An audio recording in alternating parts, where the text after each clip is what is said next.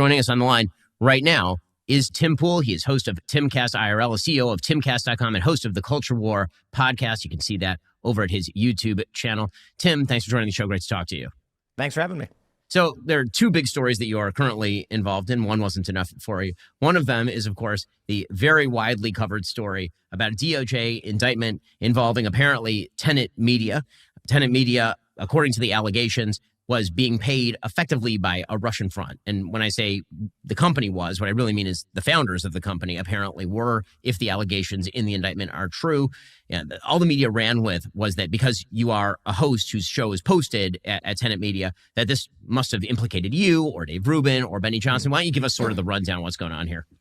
Yeah, the simple version is the Culture War podcast existed well before Tenet Media or any licensing agreement. We had the show. So I've got multiple YouTube channels. One is youtube.com/Timcast. That was my original channel where I used to host a 4 p.m., half an hour podcast. We switched formats because I have a couple channels. One was redundant. I have another one that's basically the same thing. They're kind of redundant. So we turned this one into a Friday morning live show about cultural issues. So it's a better crossover than Deadpool and Wolverine. Oh my God. Politics doesn't, come in relatively often, but we did one on dating. We did an episode on simulation theory versus Christianity and religion. So it's not an overtly political show. That show was licensed for principal broadcast, non-exclusive to Tenet Media. That's it. The show exists still to this day, and it will be at youtube.com/Timcast on Friday. I think it's ridiculous that there's one of two options here. Either Tim Pool is the dumbest person on the planet, which, he kind of is. And he had no idea that, people wanted him to say anti-Ukraine, pro-Russia sentiment for $100,000 a week. Or he knew he's still the dumbest person on the planet, and he took the money knowing full well that he was getting paid by the Russian government. Doesn't really matter which is the answer. I think it's still the second one, because that also still factors in the reality he's the dumbest person on the planet. But ain't nobody's like, oh man, I wonder who's paying me to say pro-Russian, anti-Ukrainian $100,000 a week. So with this story, we're hearing that these allegations, it's kind of crazy. I mean, Lauren Chen, I guess she's been fired from the Blaze. I don't know a lot about what's going on. In fact, I think I only talked to her a couple times this year. For me, it was we had an existing. He's the real victim, by the way. He's just crying to his $400,000 a month payment that he got for being like, Ukraine is the #1 enemy of America. It's like, bro, come on, man. I'm pissed, dude. I'm pissed. I can't believe all I've gotten out of it is the Russian government calling me gay in a military recruitment ad and $0.00. Okay, it's bullshit. God damn it, Russia. You guys. Show that a new show we had launched had been up for a few months. We hosted people like Vivek Ramaswamy on it, and we were preparing to engage in sponsorships, and they were getting hundreds of thousands of views per episode. And we decided, for the record, and I'm being for real 100% honest with this, the American government has seized the assets of Russian oligarchs. They absolutely should take every dime that he's gotten from the Russian government. Every single dime, okay? They should be forcibly extracting this money from him, penny by penny, every penny accounted for, okay? However many thousands of dollars he got, hundreds of thousands of dollars, take that from him, okay? Even if you're not going to throw him in jail, that's blood money, right? That would be sick, and I think that would be cool, and they should do that, okay? They should take his beanie if he can't pay for it. To license it out because Lauren contacted us and was saying, we'd love to license something from you. And I said, well, we don't need to do that. We're an independent company. We have our own members and sponsorships. And then it took quite a while, but long story short, we agreed to a non-exclusive broadcast license, which meant that we own the show. The show is owned by the cult. Bro, what if they come after you for the China money? Oh God, I wish I got money from China. I don't even have a Genshin Impact ad, dude. What the fuck are you talking about? Wukong didn't even work with me. And I've been playing it non-stop. It's so much fun. Culture War company, which is its own company. We own distribution rights. We own audio distribution rights, everything about it.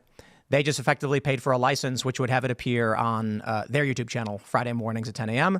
And with that, they got to use my likeness and things like that. And so now with these allegations, I don't know what's going on there, but I don't know if you want to ask any questions so we can elaborate. Yeah, I mean, I think the only questions that, given the media coverage, I think the question that people in the media are pushing, at least, is the idea that there must have been some sort of outside, external Russian control of your show. Maybe you want to address how you do the editorial at your show. Was Lauren ever talking to you about the editorial content of the show or anything like that? Nope. So I barely even talked to Lauren. And it's kind of crazy. I've known her for a long time. So when she said that she was launching a company, she had investors, I'm like, okay. I mean, I hear that 50 times a year. And in the podcast space, we just heard that I think Travis Kelce is getting a $100 million contract. So these numbers that's where they're at. I think people don't realize how. Did you just compare yourself to Travis Kelce? Are you on dude? Like,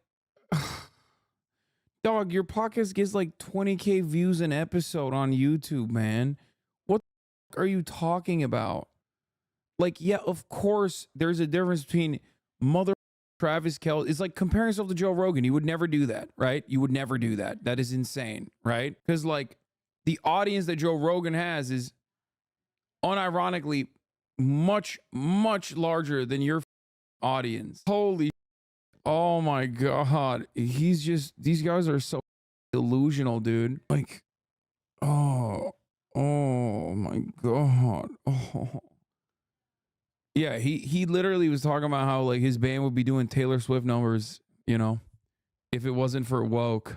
How big the podcasting space is and the revenue that you generate from sponsorships and memberships. So it seemed kind of, I don't know, mundane to a certain extent. A lot of people think, yo, get out of here. You're such a lying ass, bro. Okay? Absolutely not, dude. You got 10K views on that podcast. No. I have an actually successful podcast, okay? More successful than Tim Pool's podcast called Fear and. Some of you may know it. Some of you may not. We get 10 times the view count that this ass gets on our podcast, okay? If someone out of the blue hit us up to be like, we're going to give you $400,000 a month, okay? $100,000 a week, I'd be like, the f is going on? That's insane. That is insane. Okay, you're out of your goddamn mind. What is this? If you're serious about pushing a Russian narrative for dollar, check DMs Steve Seagal. Put a hustle in here too. Austin would murder you in cold blood and take the deal. Yeah, I mean, we have a Democratic organization, obviously. You're all in for Kamala. I'm all in for Mamala, baby. You already know it. Woo, Brass Summer. Kaya, place. Little lady. these numbers are huge. But yeah, so I don't know. Ask me again. I'm losing my train of thought. Yeah, no. I mean, the only question was basically whether you were in control of the editorial, and it sounds like you were. So, I mean, the Culture War show is a conversation show on various topics.